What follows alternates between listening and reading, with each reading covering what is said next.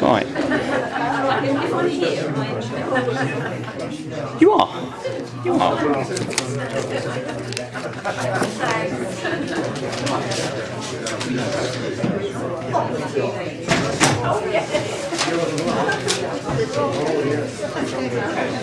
Right, we can start. It's 5 past, but well, thanks for all coming. It's a nice crowd of people here today. It's nice to see you all. Before we start this evening, we've got a couple of little notices.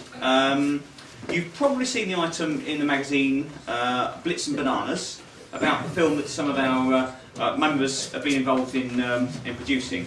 There's a film showing and coming up in Bromley, and Cedric is going to tell us more. Thanks very much, Ian. I don't know, it's partly probably because of the publicity in the magazine, but the showing is virtually sold out.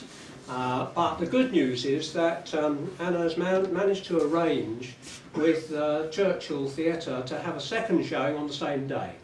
So now we're back to having quite a few seats. If anyone can't make a 5:30 showing, then and you would like to get a ticket if any come back, it's possible there will be a few come back because they're out with people in blocks. Then there's a list here if you'd like to write your name, your email address preferably, or phone number, and I'll leave that up the front if that's all right. Yeah, no, absolutely. Anna can't be here tonight, she's at the Orpington Film and Video Club annual dinner, but she did email me at tea time, and she said the update is that there could be some few spare tickets for the 2:30, but we're waiting to hear back from a few sellers, so a waiting list for those which is there. For the 5:30 event, we've already started taking names, and tickets will be available from Tuesday. Encourage people to book early just in case. I mean, it's just possible that might fill up quickly. Been absolutely amazed. The actual handouts haven't yet arrived, so she's trying to get them all to put both times on. For that event, there will still be the wartime experience from 4:30, but no free refreshments. Too impractical. But the bars will be open for purchasing hot and cold drinks, ice creams, etc. I think some of it may be that Brian Murphy and Linda Regan having become involved, some famous people. Remember Brian Murphy from George and Mildred and Last of the Summer Wine, and his wife Linda Regan, who's a crime writer, but I remember her better as a yellow coat in Heidi High. Has probably helped quite a bit too.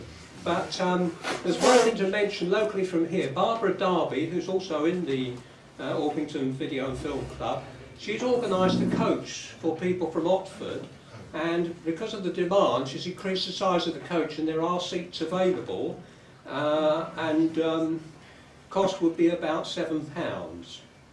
So you need to contact Barbara Darby. I've got her phone number if you'd like to have that, or if you want to write it down now, it's 01959 523 339. I think that just about covers it. Thanks for all your support. Could you remind us of the date, please? Oh, it's Sunday afternoon, April the 1st. Good day, but probably the only one that the Churchill had free. And it starts at 2:30, the first showing, and the second showing is 5:30. We hope to have some of our classic cars outside, but the problems of doing that at the moment seem to be quite high. And there'll be wartime stuff inside for everybody to see. Cedric, have you got a flyer you can leave there as well? Well, is the coach going to the afternoon or the evening performance? Didn't say. Is the coach going to the afternoon or It's the going evening to the afternoon one, I would think. The coach is for the afternoon. Yes. Yes, it's for the You don't know the 2:30 one, time isn't it? yet, have you? Yeah, I don't suppose I'd stay late enough to bring the people back from the later one. No, that is a problem. Mind you, it's not that far away, is it? Well, I don't know what parking's like in Bromley on a Sunday. I'll leave this up here. There's a flyer here which you can look at. We'll leave on the table next to the list as well. And obviously, any queries, see Cedric. One other quick thing, and it's really kind of a bit of audience participation, really. That's you're all worried, isn't it? I'm just looking at how things could be changed, and not this year because all the dates are set for this year, but just considering other options. And can I have a little show of hands for those that will be happy, or as happy, with a Wednesday or Thursday meeting rather than a Friday? weeks, probably. And those people that prefer a Friday? Just in favour of Friday. Okay, it's just kind of. Yeah, you prefer Friday. Okay, well, it's just a kind of looking at. We're all right for this year anyway, but right, on to tonight's meeting. We so often hear about the Blitz, but don't consider the conditions of those ordinary people that had to live and work through it, carrying on with their daily lives. Carol Harris has collected a remarkable series of accounts from these days and has brought them together in a new book, Blitz Diary.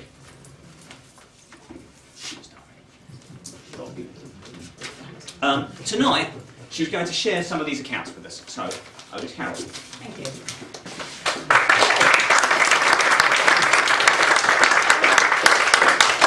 Thanks very much, Ian, and thanks to you all for coming along.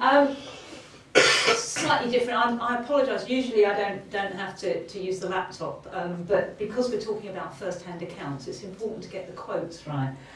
A bit about the book. It's called Blitz Diary, but it's actually about first-hand accounts of people who experienced the aerial battles over Britain during the Second World War. So it's actually memoirs, diaries, letters. And I think the thing about first-hand accounts that makes them so interesting, for me anyway, is that they really tell us about the time in which they were written, as much as sort of they don't give a straight factual account in that sense, but the time they were written, the priorities, the things people thought were important, and the things they observed, actually that changes very quickly. And so when we read those accounts, what we tend to home in on are the things that are important to us as well.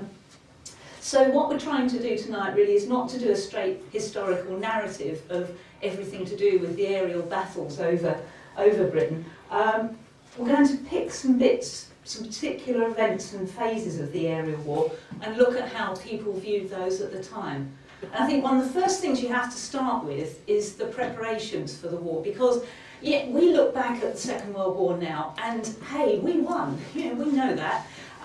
We won, and we pretty much, in retrospect, we think we probably did a good thing. It was a war that was fought for a good cause. Very different to the First World War. The First World War was really a huge sense of what was that all about? What was all that sacrifice all about? What was it all for? What came out of it? Because people's experiences in post-First World War were about unemployment, depression, economic and political instability, and really a terrible, terrible sort of hard time for most people who were, say, not well off enough to get themselves through well, the kind of times we're supposed to be going through now, I suppose, as well.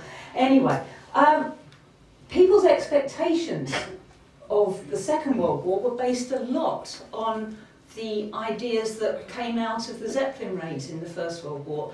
I don't want to drift too much into Michael's talk, but you'll have heard him talk about that. When the Zeppelins mounted raids during the First World War, it showed to people what a similar conflict could be like in the future, with faster planes and dropping poison gas on civilians, all that kind of stuff.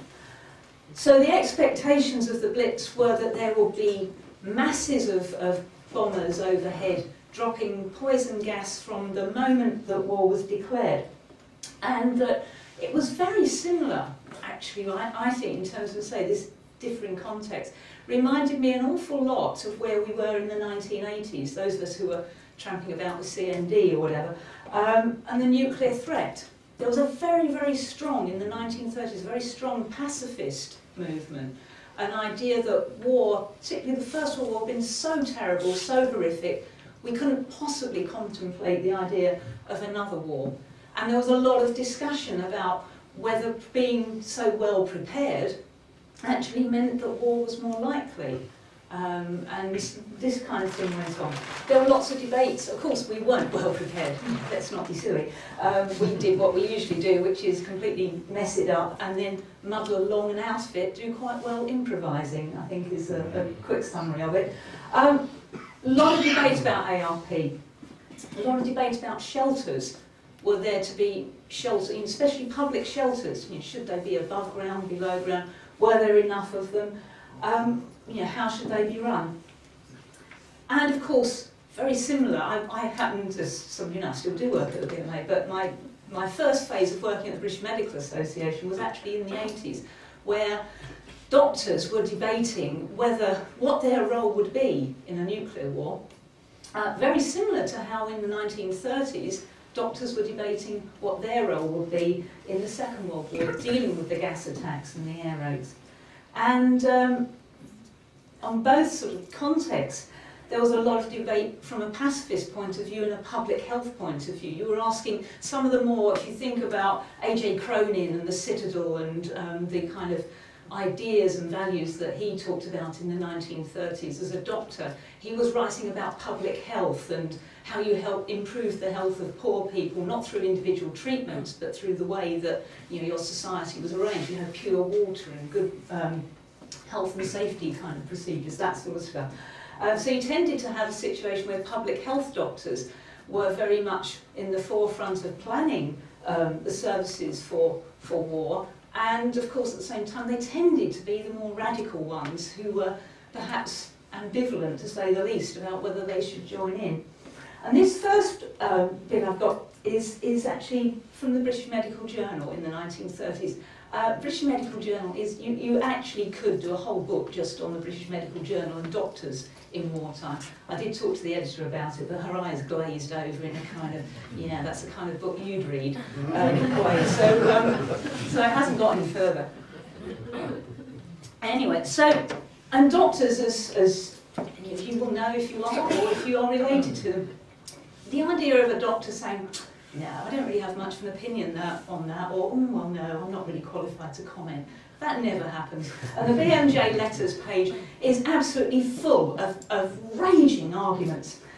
And Dr. Duncan Lees in 1937 has been invited as a public health doctor. He's been invited to a lecture at the British Medical Association. He's one of 30 public health doctors who are addressed by a military man who's not named. And this chap comes down to tell them about what they will be in charge of doing, what their role will be when the war breaks out. And he's not impressed. So he writes to the British Medical Journal afterwards. And he says, I see the role of doctors in air raids is that of persuading their neighbours that the ARP scheme could really save them and their children, when it must be perfectly obvious to the meanest intelligence it can do nothing of the sort. The whole apparatus of the scheme is designed to deceive people into thinking that it will. I'm not accusing the lecturer of deception. He was painfully honest. It is obviously much more satisfactory from a military point of view that people should die quietly in their own homes rather than that they should run about the streets, possibly mob cabinet ministers. They might even, fearing retaliation, try to persuade our own airmen from their efforts to destroy French, German or Russian cities. So he's pretty clear about where he stands on it. And there are equally vehement arguments in the other direction. There's all sorts of stuff going on. 1938, next year, is when Munich, in September, we have the Munich crisis, the occupation of the Sudetenland. And at this point, we introduce you to Anne Maxton Graham. She's really interesting. She's an American who meets a Scottish chap who's a stockbroker in New York. They get married, they get engaged after 3 days, and then they get married. Then she comes back to England and settles in Earl's Court in London. Actually, we drove past the house about 3 weeks ago where they lived, and it was all I could do to stop myself saying, let's go and knock on the door and say what? I know someone who you don't know who lived in this house which is flat. No, it was not going to happen. But the house is still there, very nice large house in Treguntal Road. We could maybe go as a group, that would be better. Okay, and she wrote a memoir just after the war, and she wrote this because she wanted to give her family in America an idea of what it was like. She writes constantly about how, oh no, that's what they think, and no, that's wrong, and the impression they've been given. She comes out with occasionally lovely touches of phrase. So here she is in 1938, and she says, our war didn't burst upon us like Pearl Harbor. It came in sneaky little ways. Suddenly there was a flyer in the mailbox. Note to inhabitants, ARP, gas masks will be issued, it said, should they be necessary. And that's what she did. And of course, one of the early stages of preparation in terms of the early days of, days immediately before the war broke out, was about dealing with gas attacks. And here we have a fantastic selection. Here's the Mickey Mouse one. How many of you have one of these? Yeah. I thought we more than that, but anyway. That's an adult one. I'm doing quite well, actually. I'm expecting heckling from certain people. Yes, it is this one. And this, there we go. My sister had one of those. Your sister had one. You put the baby in. Put the baby in your baby gas mask, pull the strings tight, and then pump to get the air in. Very important to put your own gas mask on first. They got quite a tangle about whether that should happen, and they realised it was essential. So quite a big, heavy thing. And that was certainly Anne Maxton Graham went around as one of the volunteers distributing gas masks to people who couldn't get out to pick them up from places. So she was quite busy. She actually went to the flat of Daphne du Maurier, she said at this point, because Daphne du Maurier had broken her arm. I don't know why that meant she couldn't walk, but anyway. That's writers for you, what can I say? Her mother, her father died in early 1939, and she really wanted to go home to America to see her mother. Didn't really sort of have any excuse. Her mother said, I'm coping fine, thank you very much. But then in May 1939, she got a letter from her mother in which her mother said, aren't you worried about the war? You never mention it. And she said at that point, I broke down and I wrote to her, telling her all about the cans of gasoline stored in the summer house and the ether to put my dogs and cats to sleep if the need arose. And that's something a lot of people, the war, when it was looming, people queued up to have their cats and dogs put down rather than put them through the terror of an air raid and be able to sort of run around just being terrified and at risk. No sooner the letter reached Mother than I had a cable from her to say she was coming to England at once, and so she did.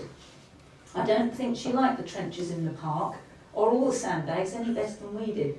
Nor did she like Pat, that's Anne's husband, going off to camp and leaving me all alone in London. She was so distressed about it all that she said, at last I said the boys and I would go to America with her for a visit, which she hadn't been keen to do at that point by then because she felt war would break out and they would be stranded there.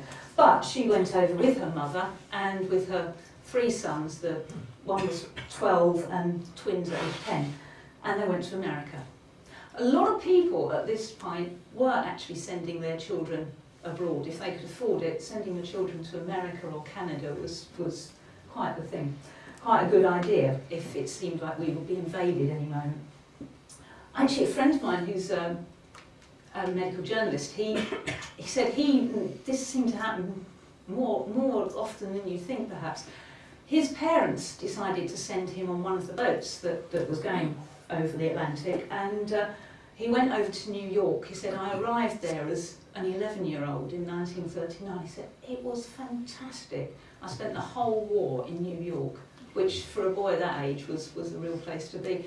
So, but then when I came back in 1945, by that time my parents had divorced, and actually I really didn't have anywhere to go in terms of family. It's quite sad, but that's what war does. Anyway, so, a lot of people say who could have faced the idea, sent their children to America and to Canada. Of course, the BMJ wasn't leaving this one alone. The debates were still going on about shelters and now about evacuation as well. One of the arguments that a lot of doctors said was important, that children should be evacuated wherever, was because there was a lot of discussion about the possibility of typhus. The typhus epidemic was seen by some as inevitable because the shelters that were there were so insanitary in many cases, and the idea of putting a load of people together in an ideal ground for spreading germs around, yeah, it was obvious there would be typhus epidemics. One of them, actually at one point, the BMJ wrote a leader on the subject, and saying that actually didn't think evacuation was necessary, I think is the line it took. And next week, among the letters, was one doctor who wrote, well, it's all very well for you, Mr. Editor, your children, I presume, are already safe in America, which was a little personal when you think about it, and didn't even know if it was true. Anyway, in amongst all of this, there's Mr. R.H. Lloyd Jones. I'm sorry, I don't know his first name. Most people whose memoirs I quote, I was able to talk to their families, but he was one I couldn't track down. But he was a 29-year-old solicitor at this point in Ealing, and he volunteered for the Territorial Army. And he said, actually, in his memoir, he said, we saw these posters that said, join the TA and defend your home, or join anti-aircraft and defend your home. He said, and I thought that meant I'd be kind of near Ealing, so I joined up and they sent me to Bedfordshire, which was not what he had in mind at all. And he's here talking about his experiences in the spring and summer of 1939, when he was with the 424A anti-aircraft company, 36th Searchlight Regiment.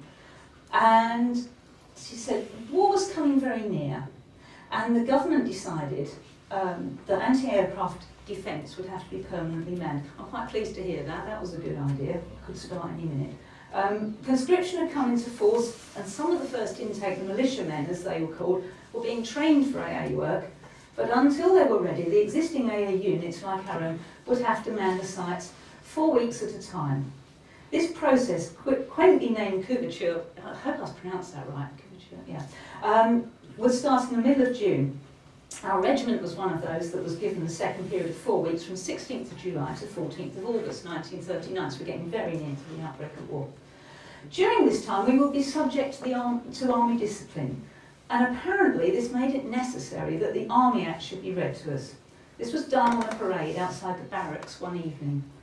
Captain Ingram did the actual reading, and although he started in daylight, it went on so long, with section after section being read out, each one ending with the appropriate penalty, which was in nearly every case death, that after a time, the daylight failed and a sergeant had to stand by him with an electric torch. There must have been 400 men on parade.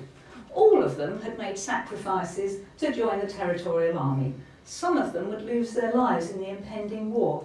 These men stood there, motionless in the darkness, while the voice droned on and on, threatening them with the death penalty. This made a very encouraging impression on me. While such things can happen, I said to myself, England will never lose a war.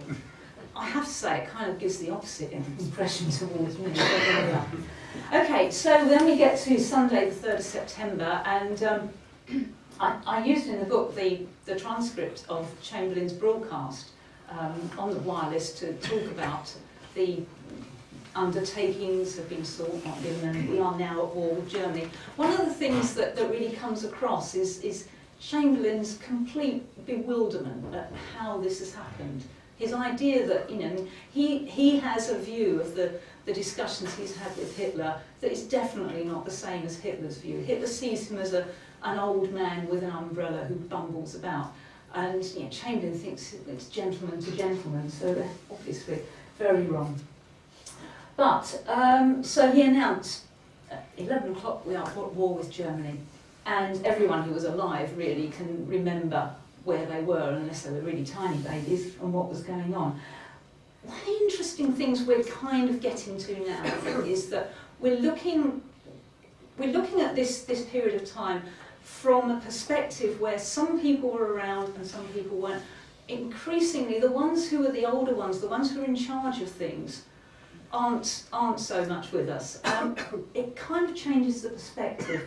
And one of the things that comes out, I think, when you read the accounts, is how parents and children reacted very, very differently to the outbreak of war. Parents, they'd seen the stuff. They'd read, you know, they'd seen the Guernica newsreels. They were worried about the gas mask. Children kind of, well, you know, stuff happens, and they're not really sure of the details of the stuff. This is Leslie Gardner. He's age 12 the day war broke out. He's remembering how he's remembering when he was part of the U3A's project in Bromley, what happened. He said, the words had hardly left Mr. Chamberlain's lips when the sirens sounded, and we expected German planes to appear immediately. Well, so far, so much for most people's perceptions. My father ushered my mother, brother, me and the dog quickly down the garden to the Anderson shelter. As we hurried down there, I looked over the fence to see our neighbour shepherding her 2 small children and carrying her small baby towards their shelter. What my brother and I found amusing was the fact the 2 small children and their mother were already wearing their gas masks. And the baby was enveloped in a baby gas mask, which goes on to describe like that. It wasn't so amusing for the harassed mother, but funny enough for a 12 and a 21-year-old. I think his brother's a little old to be giggling at the neighbours, but there we are. After a short time, without any sign of the Luftwaffe, my brother decided to shovel some more earth onto the roof of the shelter. And so I offered to help, and we set to with a couple of garden spades. Apparently inside of the shelter, the sound of the stones rolling down the sides was like gunfire, and my mother urged us to come in at once. We did not do so, but we doubled our efforts with the spades so as to create the impression of a huge barrage. Our father then emerged and threatened us with dire consequences if we did not desist. And at that moment, the all clear sounded, and we'd survived the very first few hours of the war. And it's lovely to see, yeah, there's the parents and the adults terrified of what's going to happen. And the children just think, well, let's have a laugh and joke about it. So, expected barrage didn't happen, and we go into the phony war. It's amazing how quickly people lose patience. You know, they expected a big onslaught, it hasn't happened. There's almost a sense of, well, actually, come on. You know, it's almost like Crew Alexander playing Man United, and Man United don't turn up. And everyone's really excited, and you know, we know we're going to get hammered, but on the other hand, it's really odd. What happens very quickly as we get into the phony war thing is people start being very, very critical in their diaries and their, in their correspondence. Very critical of ARP, particularly. What a waste of time it is. And this is another letter from Mr. H. Dupree, who was in Beckley, which is a village near Oxford. And he says, in this letter to the Times, thousands of pounds have been wasted on useless equipment. In a village near here, a motor van with stretchers and a driver stand by continually. In several villages spaced about the district, fire engine stations have been set up, each with its detachment of highly paid firemen. Innumerable telephones are supposed to be manned continually. This is really, I think it's really interesting. Payment of £2 to £3 a week to men to stand about doing nothing is causing notable resentment amongst genuine workers in the country whose ordinary wages are under £2.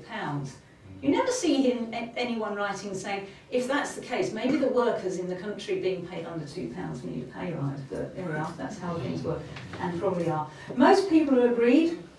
I'm not quite sure who he's talking about there, but anyway, most people agree the best air raid warning for country districts is the sound of our own anti-aircraft guns. Now, I think he's got a point in terms of the blanket kind of preparations and whether they were all entirely necessary in some areas for others.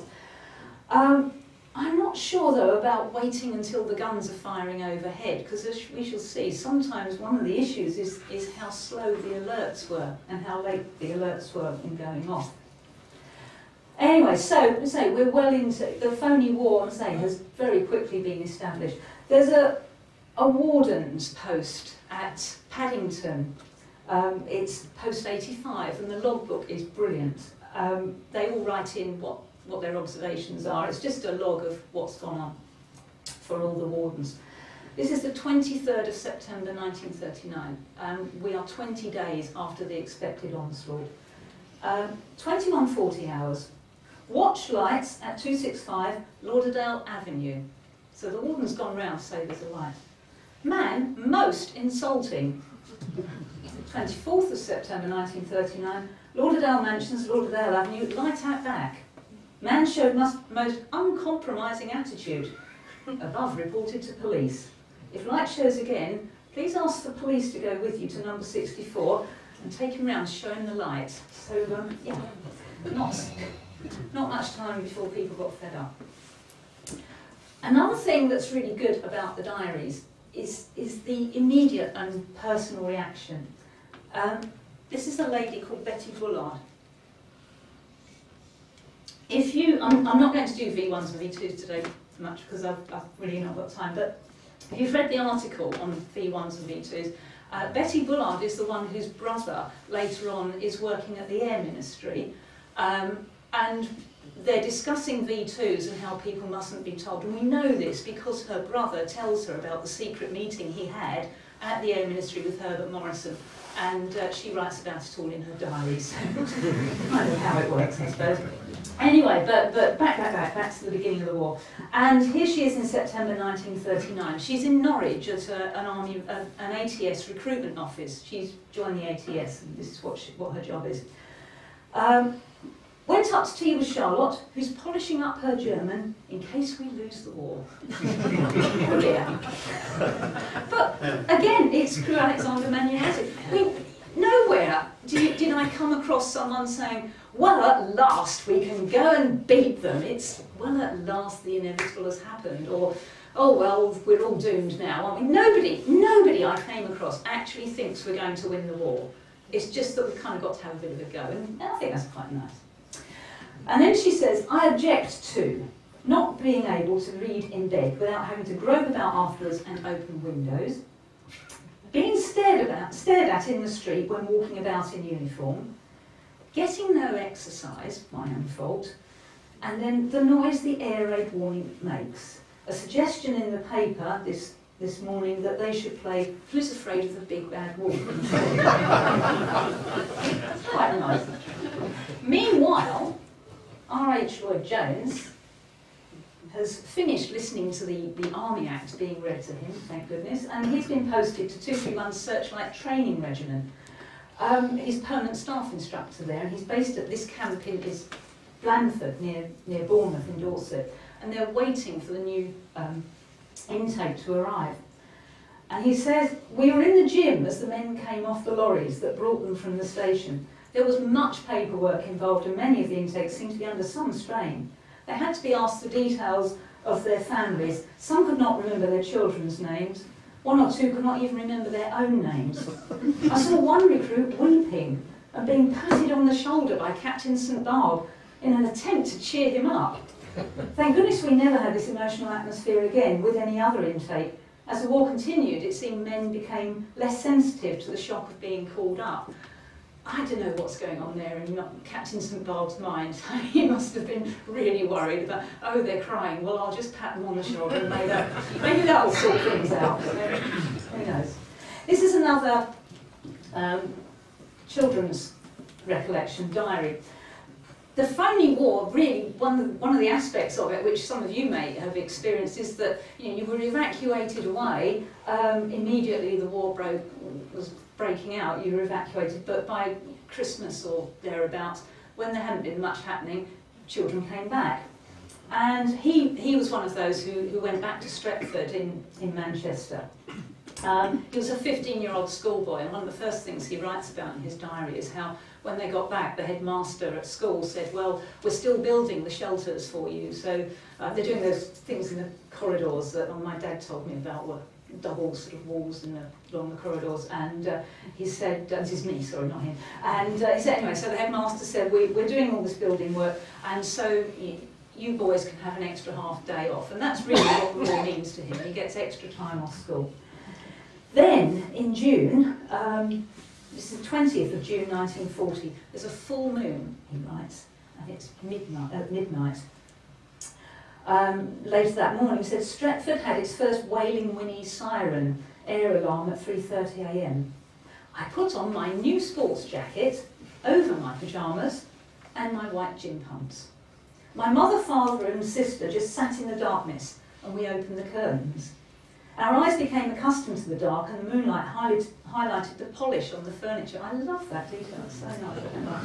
We could hear voices in the road of ARP wardens, but it was very quiet. We were ready to dive under the heavy oak table if needs be, but it was not necessary. After half an hour, Dad went back to bed, and then we sat and dozed until the siren sounded at 4:15 a.m. So there's a tremendous anticlimax, even when he's expecting something to happen. Vera Brittain, you'll have heard of. She wrote a book based on her diary in 1941 it was published, and it was called England's Hour. It's very popular in America. And it's basically her diaries where she takes sort of notes of what's going on. She was an absolutely committed pacifist, and she was a leading member of the Peace Pledge Union, and if you've read her books and seen the stuff that she wrote about the First World War and the horrors of that, you can understand where she was coming from. She campaigned vigorously against saturation bombing. She was also an air raid warden in Kensington. And this is what she wrote in late August 1940. There have been air raids then over London, but the Blitz hadn't quite started. It was enough, though, for people to visit department stores, she said, in thousands to buy mattresses and camp beds for their, frankly, inadequate shelters. And then she says, we believe we're discovering how well we can manage with a few hours sleep or none. This is quite early, but actually almost every diary you read, by the end of the war, how many hours sleep you got is almost obsessive. It is so precious and so wonderful to be able to get undressed and get into bed, but it's actually worth writing in your diary if you get a few hours sleep out of it that's more than something interrupted. In the theatres and concert halls, impromptu performances now follow the programmes to fill the time during 6 and 7 hour race. I love that idea. People are trapped in the Albert Hall, so they kind of say, right, can anyone do a turn? And somebody follows Paderewski, no, not Paderewski, obviously, he was but somebody follows some grand sort of classical musician by I don't know, doing bird impressions or something. Fantastic. After a few days, most people continue their occupations when the siren sounds. Often, writing my book or dictating letters, I become so oblivious of the raid that when the all clear goes, I imagine it to be another warning. In some of the big stores, roof spotters now relay a running commentary to customers taking shelter below. They say things like, there's a puff of smoke in the northwest, or, oh, there's nothing out there, so I'll put on a record. Already, if we're honest, we should admit that we wake every morning with heads heavy and eyes dry from the interrupted night, and the daily sirens beginning to challenge our powers of concentration with an insistent scream. Quite apologetic, this next one. Clifford Brownbill he works at a glass factory in Sheerness, and he's 15 years old, and he's writing his diary. This is a bit earlier, this is the 6th of September, just before the start of the Blitz. And he's talking about raids where the Thames Haven oil storage tanks are hit. And he's really excited. This is almost as it's happening, he's writing this. 6th of September, here's a commentary of a fierce fight. The warning was given, and a few minutes later Jerry arrived. The enemy planes were flying towards Chatham. Then our fighters tore across the sky and went for them hell for leather. I can hear our fighters zooming down and giving the enemy bursts of machine gun fire. They're coming back this way now. I can see them. There's machines everywhere. It looks as though the German formations have been split up. I've got my eye on 3 machines. Oh, there go the machine guns again. The pilot has bailed out. His plane careers off from the other 2 and disappears behind the clouds. The parachute's dropping low. It looks as if he's going to land in the sea. I can see the pilot on the end. There's a huge column of smoke rising from the direction of Thames Haven. They must have set the oil tanks on fire again. It was on fire last night. I went up the hill and had a look at it through Dick's glasses. The flames were terrific, lighting up the whole of Sheerness and Queensborough. So he's at this stage he's finding it quite interesting. Oil tanks. I came across somebody. He was the local newspaper reporter at the time in Pembroke, and he writes about they have oil tanks. The one thing they don't expect in Wales is that there's going to be any problem from air raids.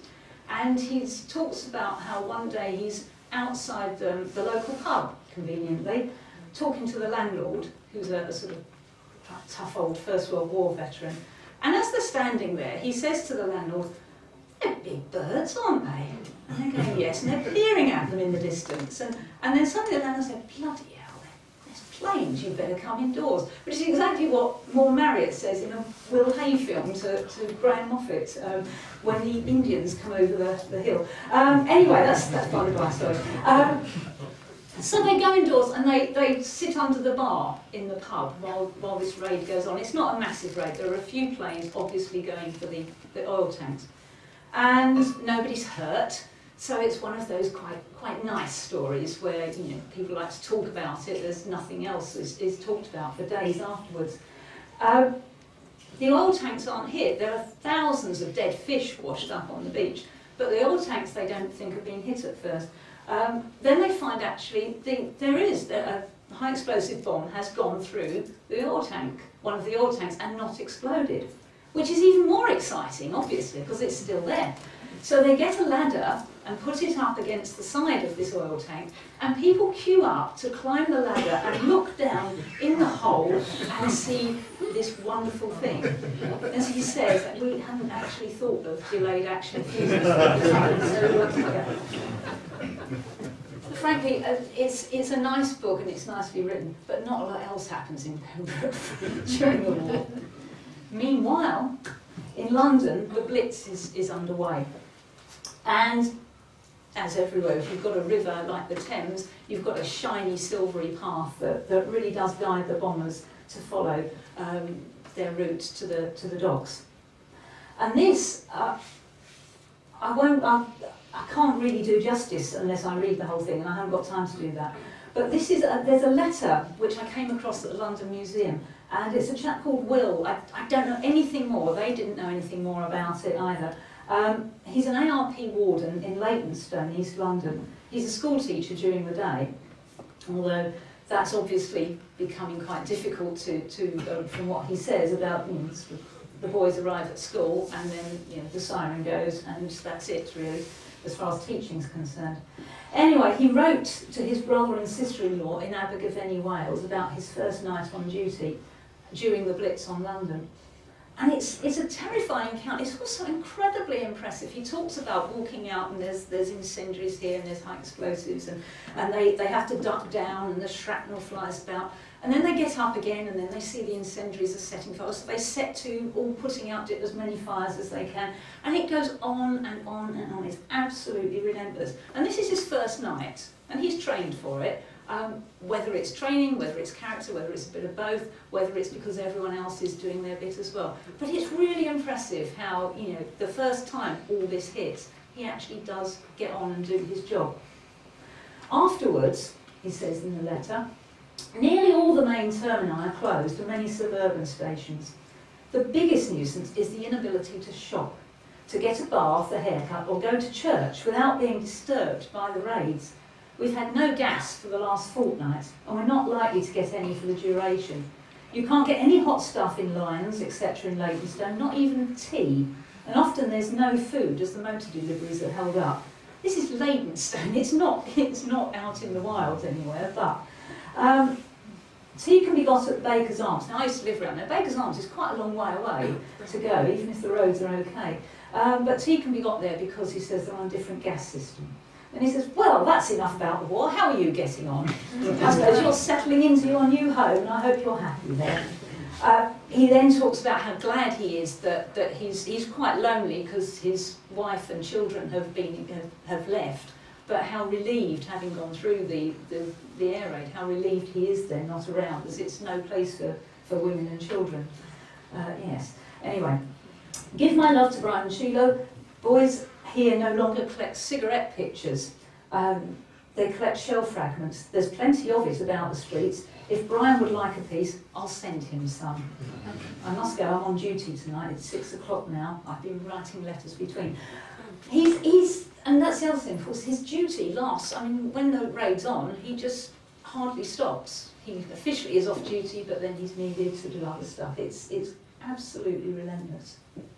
Anyway, the debate over the lack of especially public shelters intensified when the Blitz started, as you'd expect. There was all sorts of stuff the government couldn't make up its mind about whether people should go in the underground or whether that would constitute the end of civilization as we know it or something.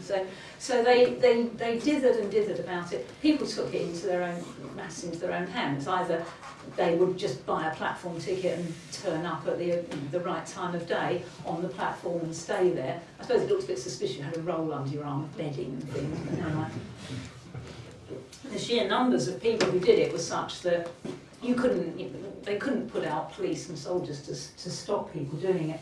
Some of them were actually quite organised raids. The Communist Party, well, he was the leader of Stepney Council, sorry, the Communist leader of Stepney Council, Phil Paratin, he became an MP later. He was one of those that was organising the various actions to draw attention to this. There was also an Anglican vicar, I can't remember his name for some time, in East London, who regularly used to take people down the shelters at night to occupy the platforms. I like the idea of a Marxist Christian. That's an interesting juxtaposition. Anyway, that's off the point. Phil Paratin, the leader of Stepney Council, was very, very exercised about this, and he, well, quite understandably, he and some local people organised a demo. This is his memoir, which he wrote in 1948 when he was, by that time he was an MP. On Saturday evening, in September 1940, we gathered 70 people, among them a large sprinkling of children, and we took them to the Savoy Hotel. We heard from building workers that the well-constructed and luxurious shelter which had been built for their guests. We decided what was good enough for the Savoy Hotel parasites was reasonably good enough for Stepney workers and their families. Oh yes, we know. We had an idea that the hotel management would not see eye to eye with this, so we organised the invasion without their consent. The visitors from East London looked round in amazement. Shelters, they said, why, we'd love to live in such places. Structurally, the lower ground floor had been strengthened with steel girders and by other means, but the appearance of the place, there were 3 sections, each a different colour, pink, blue and green. All the bedding, all the linen was of course the same uniform colour, and then there were armchairs and deck chairs strewn around. The next day, this news was flashed across the world.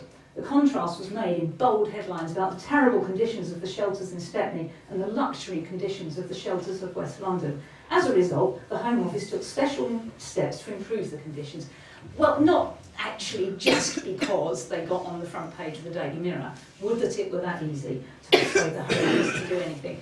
But yes, certainly there were a lot of actions around that. Yeah, do you want to do it now? Okay.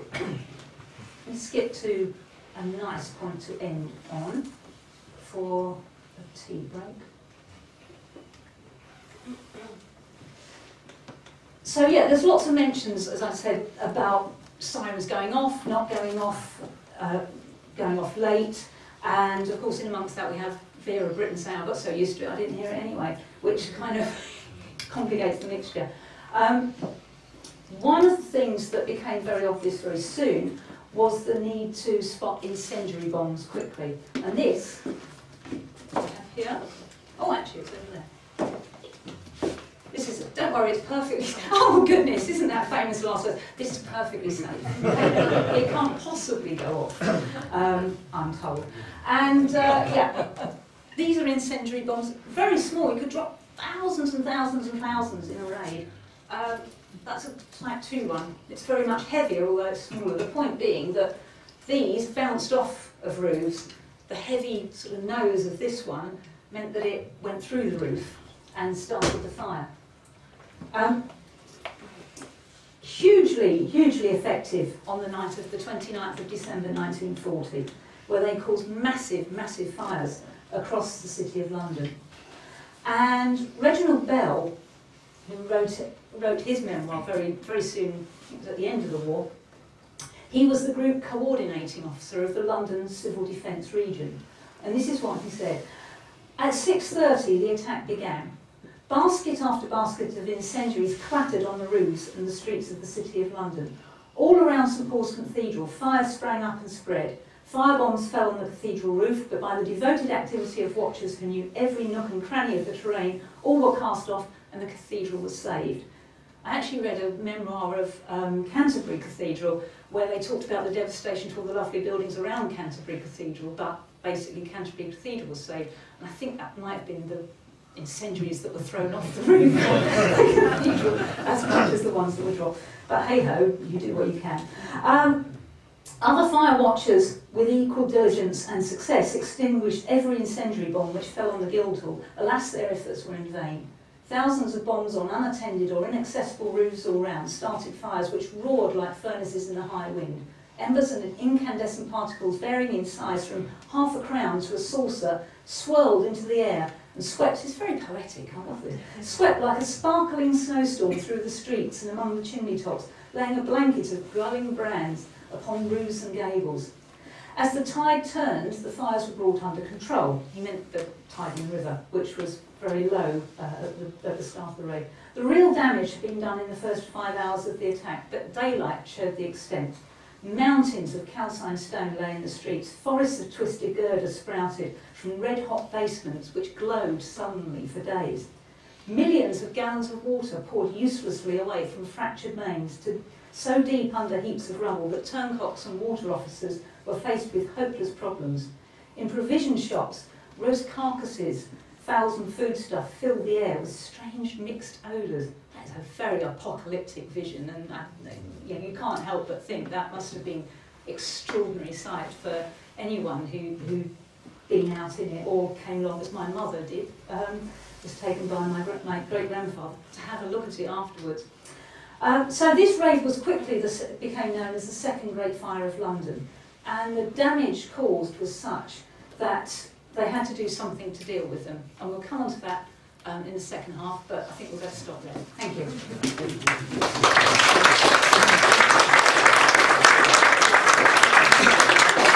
We'll have a brief break for refreshments. As normal, there's no charge, but if you would like to make a donation to our normal charity, then there's a pot there. And I'm sure in the break, Carol will be willing to come and have a look and the book and things.